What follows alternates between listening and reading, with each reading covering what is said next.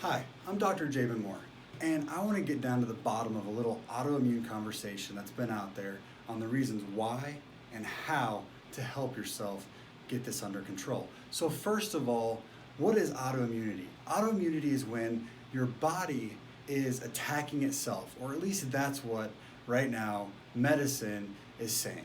So what are the solutions for this? The solutions for this are very harsh drugs that cause a lot of damage to the body, leading to, in many cases, liver issues along with increased fatigue and body pain. So is that really an answer, or is that just something that may be slowing down the process of a disease that keeps going, making you feel worse? And what kind of life is that to live, right? So let's get down to some ideas of how to help you get well. So first of all, you are what you eat. And the AIP diet, or autoimmune protocol, is extremely helpful for people who have autoimmune diseases. And what that is it's a diet. It has been carefully designed to give you foods that are going to be less inflammatory, lower on the glycemic index, and less likely to flare up your immune systems, as in 70% of your immune system is in your digestive tract. So because if you're eating these foods like gluten, dairy, eggs, soy, sugar, corn, or tree nuts, which are the most common food allergens, and if those are going to flare up your immune system, the immune system goes out and attacks the entire body, no matter what type of autoimmunity you have, triggering you to feel worse. So an AIP diet cuts out a lot of those foods and still gives you options, good options, with recipes in many of AIP diet books out there to help you feel well. So next is, if you don't know if you have an autoimmunity, the ANA test is your baseline test for autoimmunity. It screens over 150 different antibodies, looking for any of those to be positive so that you can feel better and end up getting the, at least, information started. So I guess it doesn't make you feel better, but it can give you that peace of mind so that when you get going, you can have a direction in which you're going instead of just simply feeling poorly. Next, toxicity. Toxicity is a major player in autoimmunity. So why isn't that talked about more? Well, toxicity is difficult to find. Our testing isn't great on it, and it's not in most mainstream labs, and it's not tested by most mainstream doctors. So you've got to find somebody who is keeping up with all the statistics and all the research. For instance, we all know about Flint, Michigan. Flint, Michigan is where we know that the water is dirty, it's unclean, there's iron in it, lead in it, and that lead has been causing sickness in people. Well, there are at least 100 other counties in the United States with as much or more lead in your water.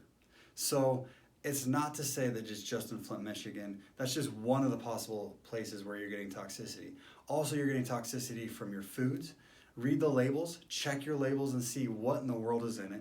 Make sure that when you read it, you understand what it says and what's in it. If it's something that you don't recognize as a food, don't eat it.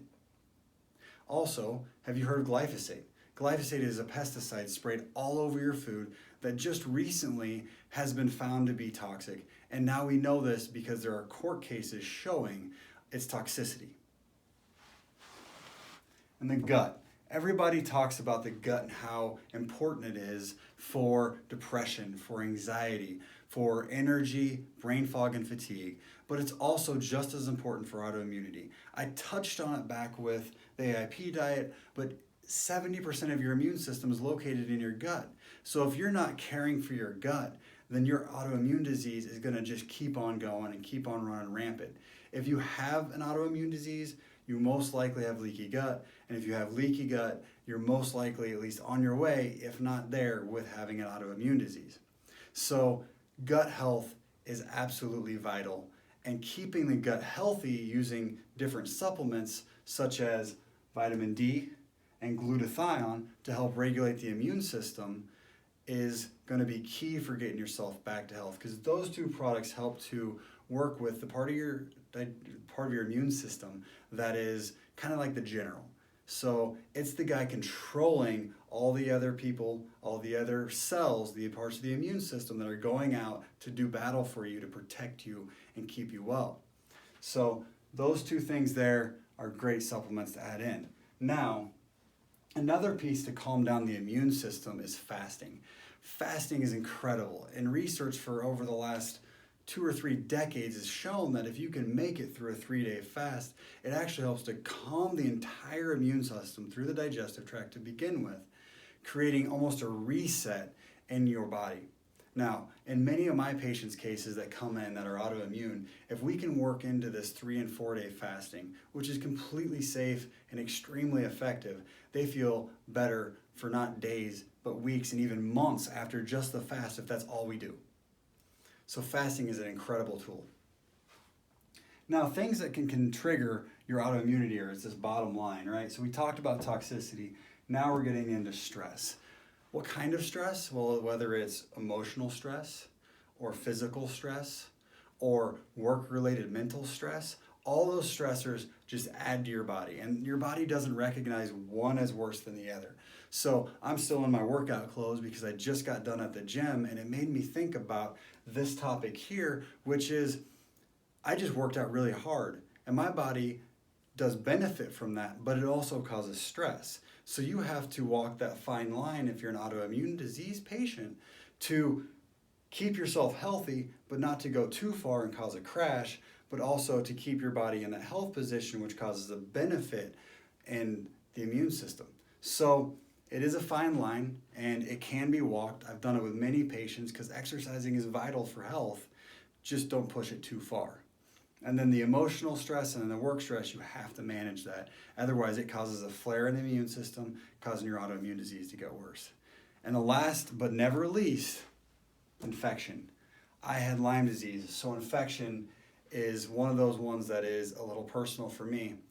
Now, I didn't end up getting an autoimmune disease, but very often patients with Lyme disease actually have autoimmune diseases triggered. And it doesn't just go for Lyme, because it can go for Epstein-Barr and parasites. Other bacterial infections can trigger the body to start attacking all over, leading to the breakdown in the system, which in some studies lately and in a lot of clinical experience for me, seems like patients that have these infections end up having autoimmunities too, due to the breakdown of the body.